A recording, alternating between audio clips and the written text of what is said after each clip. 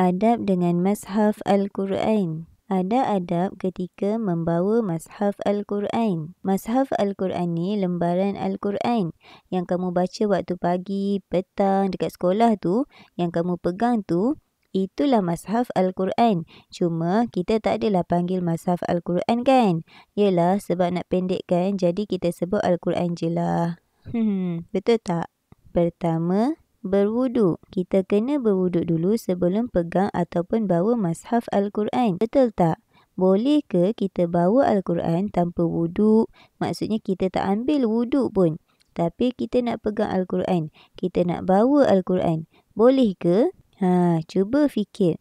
Al-Quran yang ada tafsir ayat dalam bahasa Melayu tu lain tau. Ni Mu'alimah cakap pasal Al-Quran yang tak ada tafsir. Al-Quran tu kalau kita nak pegang tapi tak ada wuduk, tak boleh ya, sebab Nabi sabda ni maksudnya cakap, kata, Nabi kata tak boleh menyentuh Al-Quran kecuali orang yang bersuci. Maksudnya ambil wuduk tu dikira bersuci. Sebab tu kita kena berwuduk dulu sebelum kita pegang ataupun bawa Mashaf Al-Quran. Yang kedua, memegang Mashaf Al-Quran dengan tangan kanan. Ketika kita bawa Al-Quran, ada adabnya kita kena pegang dengan tangan kanan. Lebih baik kita pegang dengan tangan kanan daripada kita guna tangan kiri. Sebab Nabi pun suka mulakan bahagian kanan untuk perkara-perkara yang membawa kepada kebaikan. Yelah, Al-Quran kalau kita pegang dia dapat pahala tak? Dapat. Walaupun pegang je dapat pahala. Okey, contoh lain. Tajuk yang kita belajar sebelum ni. Adab makan dan minum. Guna tangan mana? Guna tangan mana? Tangan kanan. Pandai. Adab tidur pun mengiring ke kanan kan? Adab menaiki kenderaan pun melangkah dengan kaki kanan. Betul tak? Tajuk kita belajar hari ni adab dengan Mashaf Al-Quran. Lagilah kena mula dengan kanan. Apa dia adab ketika membawa Mashaf Al-Quran? Pandai. Adab pegang dan bawa Mashaf Al-Quran kenalah dengan tangan kanan. Okey, kita masuk adab yang ketiga. Apa dia? Jom kita baca sama-sama. Mengangkat Mashaf Al-Quran sekurang-kurangnya separas dada. Okey, lagi sekali. Mengangkat Mashaf Al-Quran sekurang-kurangnya separas dada. Separas dada tu macam mana?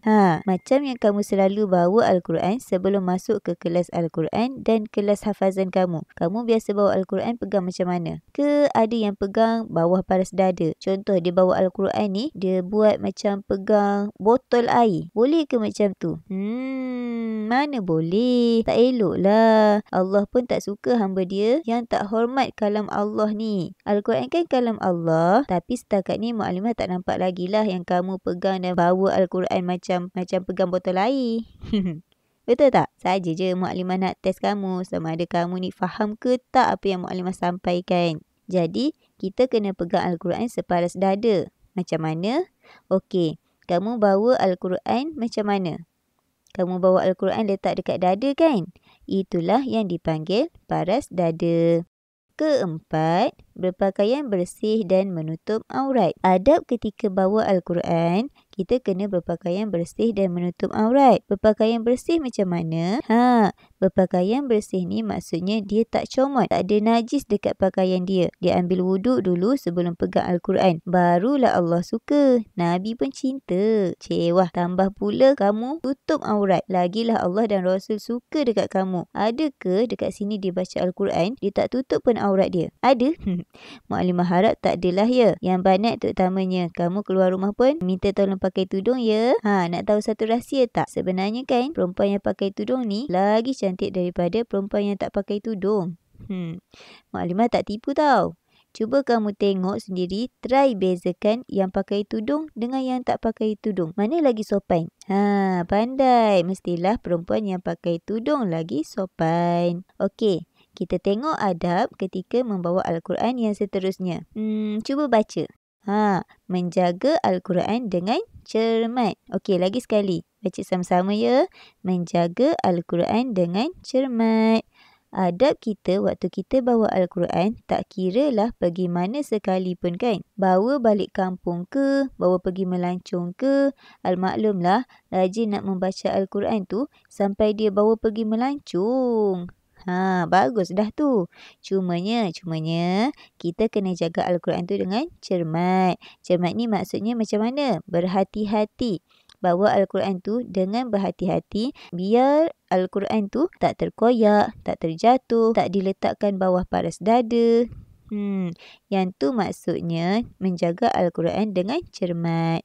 Boleh faham? Boleh kita teruskan? Boleh Mukadimah tak nak semua stres tau. Jangan stres sangat dengar video Mukadimah cakap ni. Tak payah takut. Pergi je dapur, ambil air dan biskut, duduk semula dengan Mukadimah cakap. Biar awak hilang mengantuk.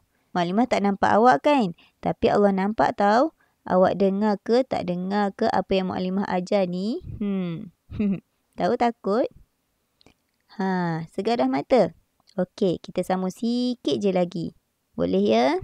Okey, kita masuk kepada adab-adab ketika membaca Al-Quran. Apa dia adab-adab ketika membaca Al-Quran? Pertama, membaca Al-Quran dalam keadaan berwuduk dan menutup aurat. Tadi Mukadimah dah terangkan tentang ambil wuduk dan tutup aurat kan? Okey, kita kena ambil wuduk dulu sebelum kita baca Quran dan pastikan kita menutup aurat. Kedua, memulakan bacaan dengan A'udzubillahi minasyaitonirrajim dan Bismillahirrahmanirrahim. Sebelum kita baca Quran, adab kita dengan Quran, kita kena mulakan bacaan A'udzubillahi minasyaitonirrajim dan Bismillahirrahmanirrahim.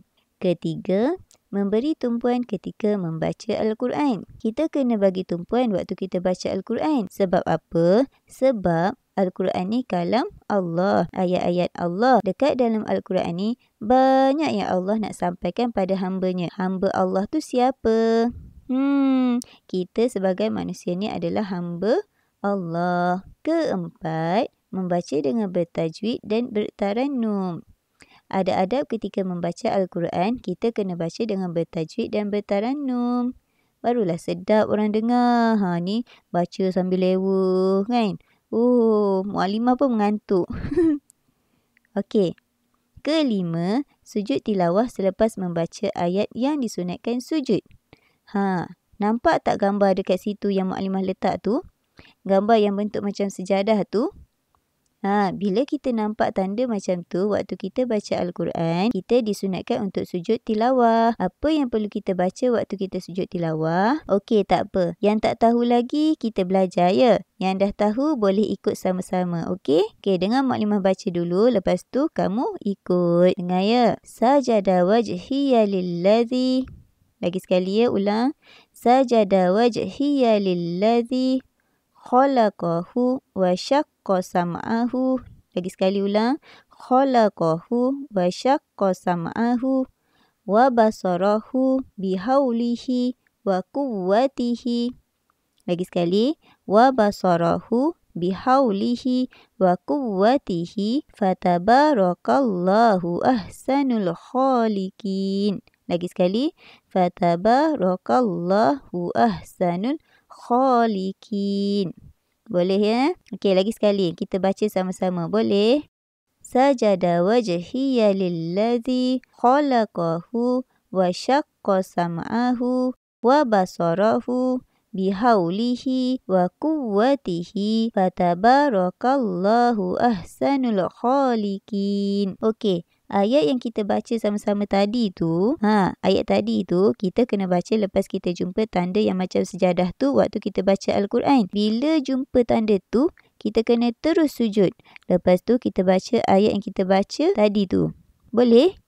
Lepas dah baca ayat tu, waktu sujud tilawah tadi, kita terus bangun semula. Lepas tu sambung bacaan kita seperti biasa. Okey. Kita tengok adab ketika membaca Al-Quran yang seterusnya. Apa dia? Tengok yang nombor 6 tu. Okeylah, jom kita baca sama-sama. Mengambil iktibar dengan apa yang dibaca. Mengambil iktibar dengan apa yang dibaca. Okey, contohnya, Allah ada ceritakan tentang kisah-kisah Nabi dan Rasul di dalam Al-Quran.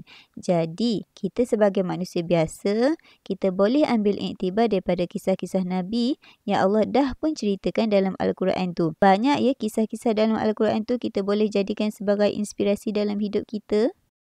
Okey, kita masuk kepada adab-adab ketika menyimpan Mashaf Al-Quran. Pertama, membawa dengan penuh hormat. Kedua, meletakkan di tempat yang sesuai. Ketiga, menutup Mashaf Al-Quran selepas membacanya. Keempat, tidak meletakkan sesuatu benda di atas Mashaf. Fadilat beradab ketika membaca dan menyimpan Mashaf Al-Quran. Pertama, mendapat keberkatan hidup. Kedua, jiwa tenang dan tenteram. Ketiga, memahami dan menghayati ayat-ayat yang dibaca. Keempat, mendapat syafaat. Dan yang terakhir, mendapat ganjaran pahala. Sekian sahaja daripada Muallimah Mina. Wallahu a'lam. Wassalamualaikum warahmatullahi wabarakatuh.